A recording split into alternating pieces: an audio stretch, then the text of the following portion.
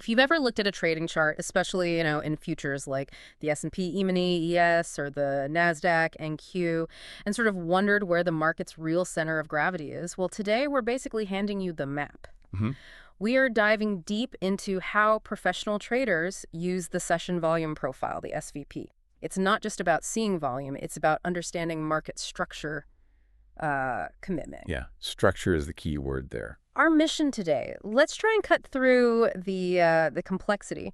We want to simplify the two critical price levels that really define intraday action: high volume nodes and low volume nodes, HVNs and LVNs. Right. Think of this as your shortcut. Look at any chart and instantly see where the battle lines are drawn and maybe where the market's set to, accelerate. That structural context really is everything. Yeah. What's fascinating, I think, is that volume profile moves us beyond just looking at the number of contracts traded over time. Right, the bars at the bottom of the chart. Exactly. Yeah. This shows us where that conviction was concentrated, on the price axis itself. Understanding SVP, it turns raw data into this map of critical price levels. It gives you actual structure for your intraday decisions. Mm. Okay, let's unpack this. Maybe start with the basic difference. Yeah, let's start with the definition. A session volume profile, it's basically just a volume by price histogram. So instead of volume on the bottom of your chart lined up with time, imagine turning that volume 90 degrees, stacking it horizontally right next to your price bars. Yeah, visualizing it on its side. It shows you exactly how many contracts traded at each specific price tick during one trading session. It's almost like a literal map of market commitment for that day. And that contrast, it's really crucial. Standard volume might tell you, okay, lots of contracts traded in the last 5 minutes. Sure. But SCP tells you, hey, 80% of those contracts traded exactly at the 4,500 level, and almost none traded at 4,501. That changes your whole analysis, doesn't it? Completely. It's a different dimension. And for day traders, the typical approach is to zero in on the regular trading hours, the RTH. That's the core trading window, often 13.30 to 21,000 UTC for U.S. markets. Okay, so why isolate just those hours? Futures trade almost 24/7. Right, but it's all about liquidity and, institutional participation. Yeah. During RTH, you've got the majority of institutional desks active. So the volume you see then, it's generally higher conviction volume. Got it. Filtering out the overnight noise. Exactly. You're focusing on the profile generated by the core active players. Visually, you'll see these clear horizontal blobs of volume stacked next to the price chart for that session. Sometimes it's shown against a fainter full-day profile in the background. And that RTH isolation gives you a clean look at the current day's price auction. It stops it getting diluted by overnight stuff that might not reflect where the big players see value today. That's what makes the session profile so powerful for day trading, I think. It resets every single day. It's not like a fixed range profile you might draw over a week or a cumulative one mashing days together. Today's profile really defines today's potential action. Today's structure. Exactly. Now, let's get to the core utility. Predicting market friction. We've mentioned these HVNs and LVNs and the gravity and the speed zones. How do traders actually use this information to set up trades, entries, exits? Okay, let's start with the high volume nodes, the HVNs. I definitely like that analogy of gravity walls. These are the flat, wide parts of the profile. They signal price levels where a lot of trading happened, where there was real agreement. So high volume equals agreement. Basically, yes. Yeah. It's important to understand the why, though. HVNs represent, massive prior order fulfillment. Buyers and sellers were happy to transact there in size. That makes these levels inherently sticky. Sticky, okay. Yeah, they become really robust reference points. If the price drops back towards an HVN, that established value zone tends to act as pretty strong support. And if it pushes up from below, Then it often acts as resistance because that level previously absorbed a lot of buying pressure or maybe offered a lot of supply. Nice. And remember, the point of control, the POC, that's simply the single biggest HVN for this session, the highest volume node. making it the strongest magnet of the day. The strongest magnet, exactly. But here's a question. How do we avoid that trap of, relying on a support level that's maybe just been exhausted? Isn't an HVN just history? Maybe the conviction's gone now. That's a great point, and that's where context and especially stop management comes in. An HTN is strong until it isn't, until it fails, usually with some momentum. Right. But critically, because HVNs represent that prior balance, they tell you exactly where the market should find support or resistance. Yeah. If price just blasts through an HVN, you know the underlying commitment has likely shifted. Your trade premise is probably broken right there. So it gives you a clear invalidation point, saves you guessing. Precisely. Now, contrast that gravity with the low volume nodes, the LVNs. These are the market's speed zones. You see them as narrow gaps or just really thin, skinny parts of the profile. Very little trading happen there. Okay, so low volume means disagreement or just indifference? More like indifference, or maybe areas the market was just determined to skip over quickly. They reflect a lack of consensus and, critically, often a lack of resting limit orders. No big institution was willing to, stand there and defend that price. Oh, okay. Less friction. Exactly. Minimal inventory, minimal prior interest holding the price back. So what happens? A relatively small burst of buying or selling momentum can just rip right through that low liquidity area. It accelerates. Towards the next zone of interest. Towards the next HVN or the POC, usually. Right. Yeah. So traders mark these narrow LVN gaps as potential breakout points, places where momentum moves can happen fast. Okay, so we've got the map. We understand the friction levels. How does this translate into action when you sit down to trade? How does SVP guide your decisions, maybe starting with just the overall directional bias for the day? Right. The first thing the profile gives you is a potential daily bias. And that really centers on the POC and the value area, which is typically the area around the POC containing about 70% of the session's volume. Okay. Professional traders often work on the premise that the market generally wants to revert to fair value, to where that agreement happened. So if the current price is significantly below the day's POC and value area, that might suggest an immediate long bias.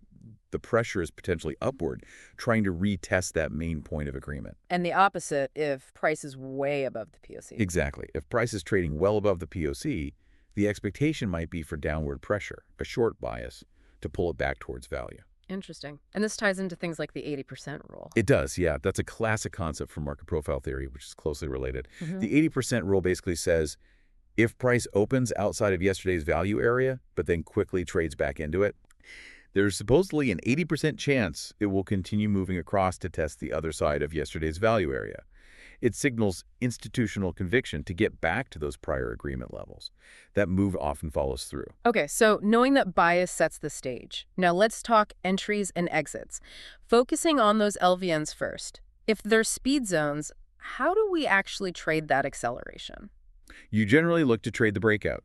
Since liquidity is low at an LVN, breaking through often leads to a pretty quick move towards the next significant volume cluster, the next HVN, or maybe the session POC. Right. So for example, you might see traders placing a buy stop order just above the first LVN that's over the current price.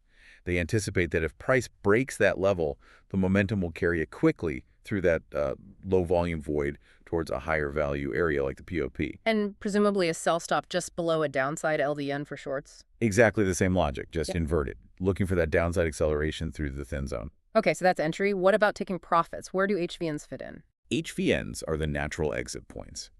Once you're in a trade, especially a breakout trade from an LVN, your target destination should logically be the next area where the market is likely to pause or consolidate. The next gravity well. Precisely. Yeah. Because HVNs are those levels where massive prior agreement happened, where buying or selling pressure previously stalled the move.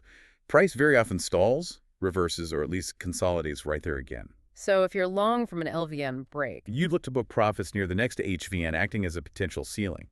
That's where the move is likely to run into friction, where commitment might get absorbed. we even see examples, right, of traders initiating trades at the HVN itself, not just using it as a target, but as an entry trigger. Absolutely. That's common too. You might see someone entering a short trade right at a resistance HVN, perhaps with confirmation from order flow. They're using that high volume area as the entry point, expecting it to hold and push the price back down. Or entering long on a bounce off an HVN support. Exactly. So in both cases, whether you're entering on an LVN breakout or trying to catch a bounce off HVN support resistance, the profile is defining your potential edge. And of course, your stop loss placement is tied directly to this. How so? Well, if you enter long at an HVN that you expect to hold as support, your protective stop loss would typically go just outside that HVN zone.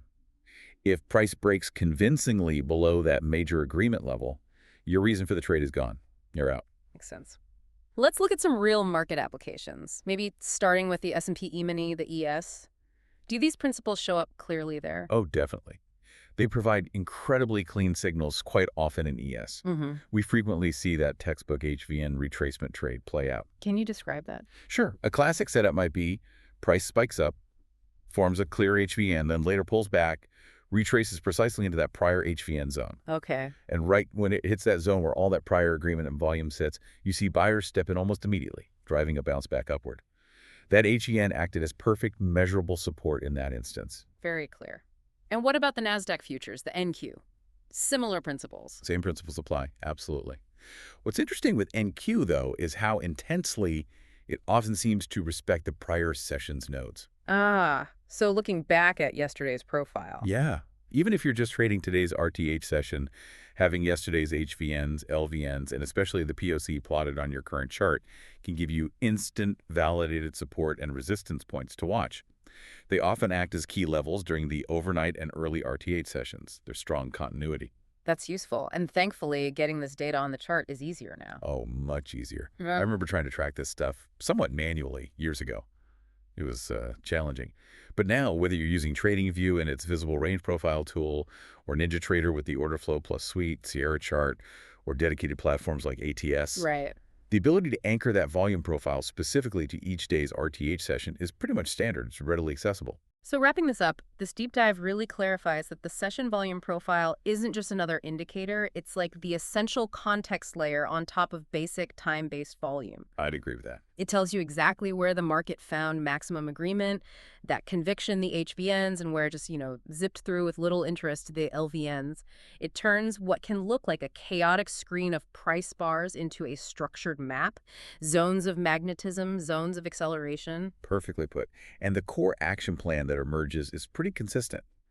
You're looking for higher probability trades by entering on those LVN accelerations, or maybe fading bounces off HVN support resistance. And using the HVNs as logical targets. Exactly. Exiting at those magnetic HVN targets and always using the relationship between current price and the daily POC Yeah. to maintain a sense of reliable directional bias. You're letting volume define value for the session. Okay, a final thought for everyone listening. As you start to internalize this idea that volume truly represents commitment and interest, consider this. If the daily profile shows the current session's commitment, how might analyzing the HVNs from the past week, maybe plotting a cumulative profile over 5 days, how might that change your perspective on where the longer-term money, the bigger investors, are truly concentrated? Why? Even if you're just day trading today's noise, something to mull over as you start building out your charts with this tool.